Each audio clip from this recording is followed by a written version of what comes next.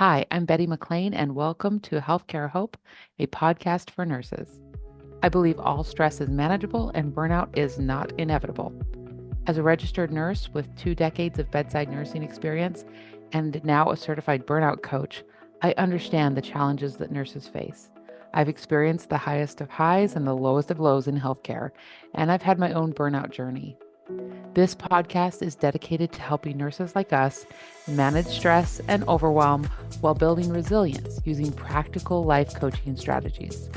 We'll also feature guests from the front lines of healthcare who remain hopeful and passionate about their work and have a positive outlook on the future of the industry.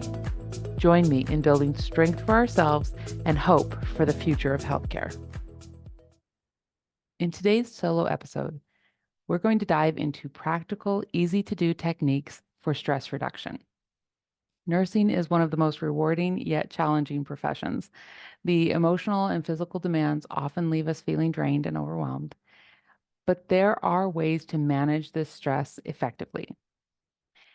And let me be clear, your body's normal response to stress is not the problem here. Your body's just trying to let you know that there is a problem that needs addressed. Your opportunity is to learn when to listen to the stress, like if you're in an emergency situation, versus understanding when your body is overreacting and kind of needs a hug. So, we're going to explore a couple of easy techniques to help us stay grounded, help regulate your response to stress, and thereby create emotional resilience. First, we're going to talk about deep breathing exercises. This is one of the simplest yet most effective ways to reduce stress, especially stress in the moment. When we're stressed, we tend to become very activated, just meaning our fight, flight, or freeze response is activated. We breathe more shallowly and more rapidly. By consciously taking slow, deep breaths, we can activate the body's relaxation response. We're literally soothing the vagus nerve and forcing our body to calm down. Scientists are actually starting to study stress more, and they've determined that the vagus nerve, the 10th cranial nerve, plays a huge part in our autonomic nervous system and the whole fight, flight, or freeze situation. They're studying, among other things, how much control we can learn to have over this response, and it's looking like we can influence it a lot, which is very exciting. So let's talk about breathing.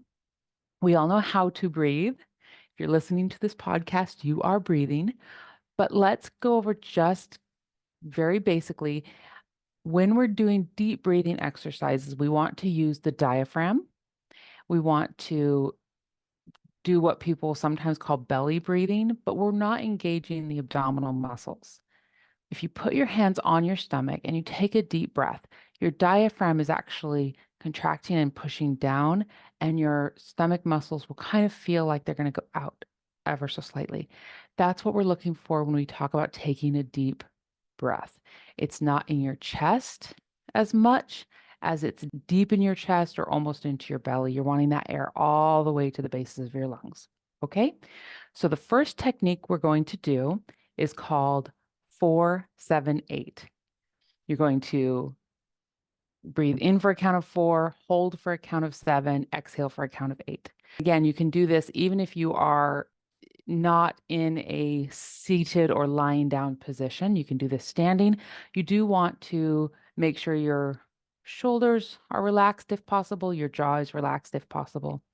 You're going to take a deep breath in through your nose, again, expanding the diaphragm, filling your lungs fully for a count of 4. You're going to hold your breath for a count of 7. And then you're going to exhale slowly through your mouth for a count of 8.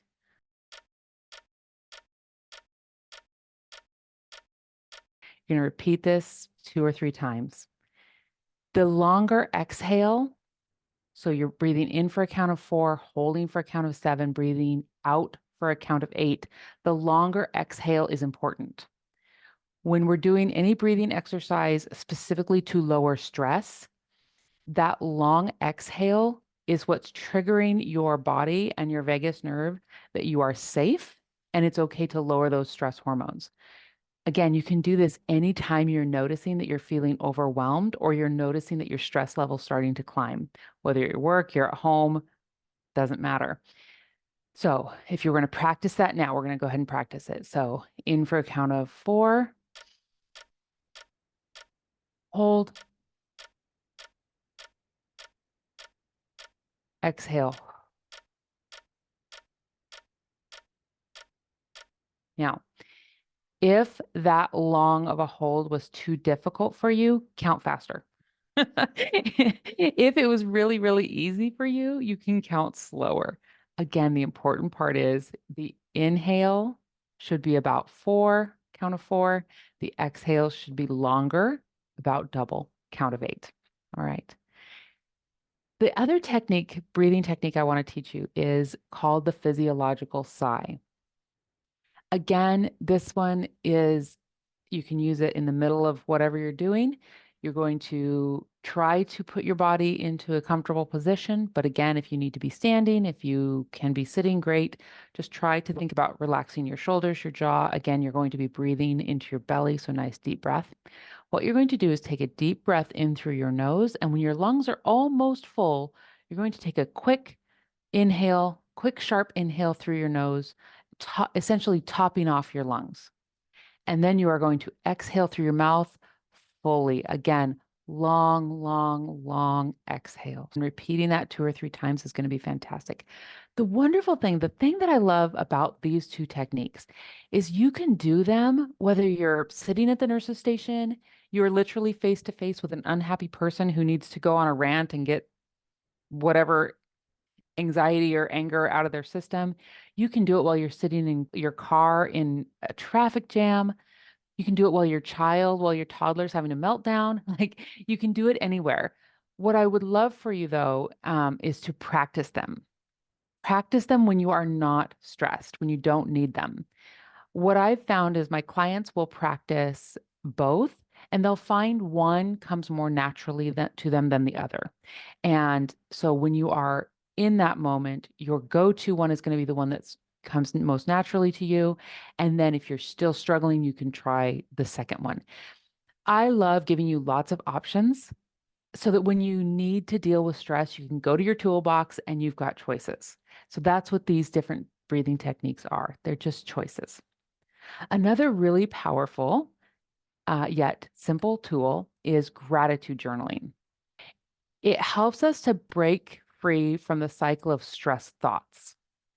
So when your brain is just swirling with stress, when you stop and focus on people, places, things that bring you joy and that you are grateful for, it can really put the mind into a better, more calm place.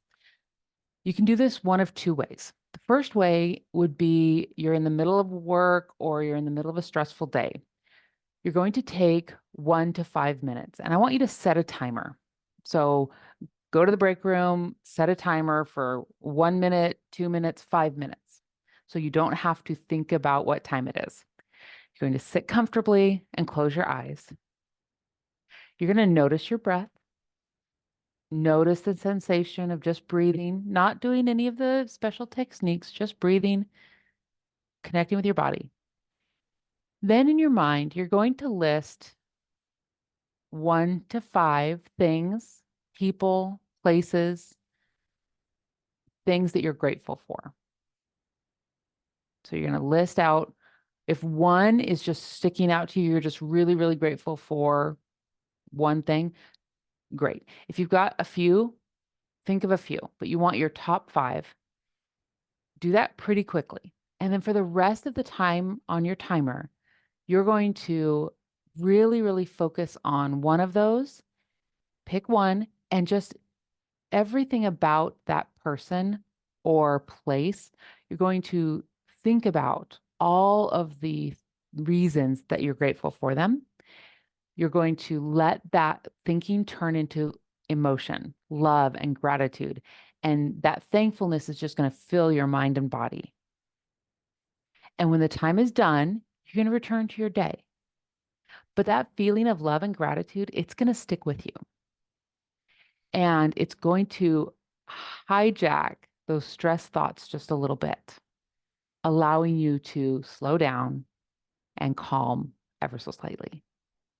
The more often you do this, the easier it will be for you to, in the moment of stress and stress thought cycling, it will be easier for you to call in that feeling of gratitude and love, allowing you to kind of stop those stress thoughts right in their tracks. So that's the in the moment gratitude. The other way to do gratitude journaling is, and it's really powerful. I would actually love for you to challenge yourself to do this for 30 days. What you're going to do is you're going to keep a journal. And this can be a physical journal in your purse or at your bedside. It can be a list on your phone. But once a day, you're going to spend time. Again, you get to pick how long. It can be 30 seconds. It can be 15 minutes. It doesn't matter. You pick.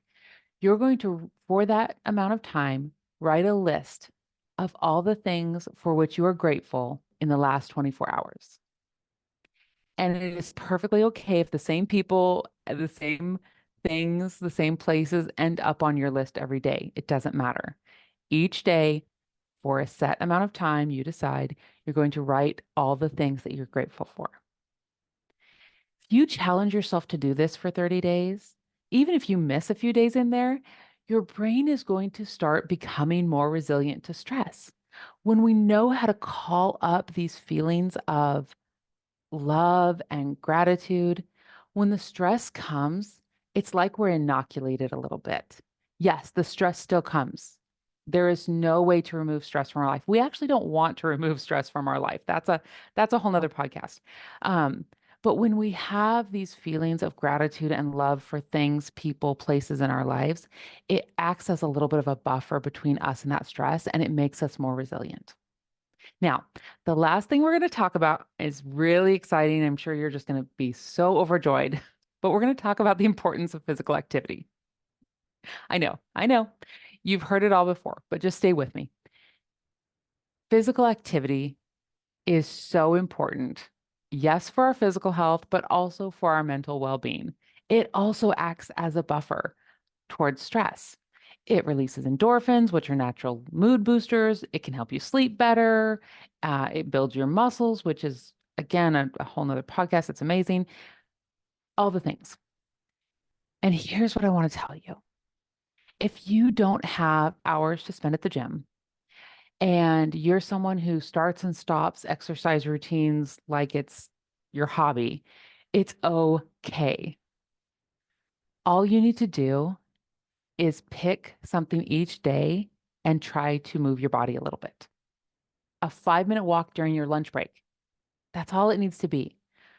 Find an activity you enjoy and try to do it every once in a while. Whether you enjoy dancing or yoga or cycling, for me in the summer, it's swimming and jogging. Make it a regular part of your routine. Don't punish yourself. Don't beat yourself up if you're not doing it every day. Just make an effort each day to move your body in a meaningful way. So we've discussed several practical techniques for stress reduction. We've talked about the breathing techniques, right? 4-7-8 and the physiological sigh. We've talked about 2 different ways to do gratitude journaling, one in your head and one on paper. And we've talked about physical activity. There are, of course, many more, but remember, it's finding little things that you work well for you and that you can add into your day without a lot of pomp and circumstance. Okay. I would love to hear from you if you're going to try the 30-day gratitude journaling technique. Message me, tell me how it's going. And lastly, please do not hesitate to seek professional help if needed. Talking to a therapist or a life coach like me can provide you with strategies specific to your situations to help cope with stress and prevent burnout. It really is a sign of strength to ask for help when you need it. Thank you for listening today. If you're ready for support and looking for a community of like-minded healthcare professionals, join me in my free private Facebook group called Healthcare Hope with Coach Betty. If you found this episode helpful or encouraging, please share it with your friends and fellow nurses. Subscribe to the podcast and leave a review. Together, we can create strength for our lives and hope in healthcare.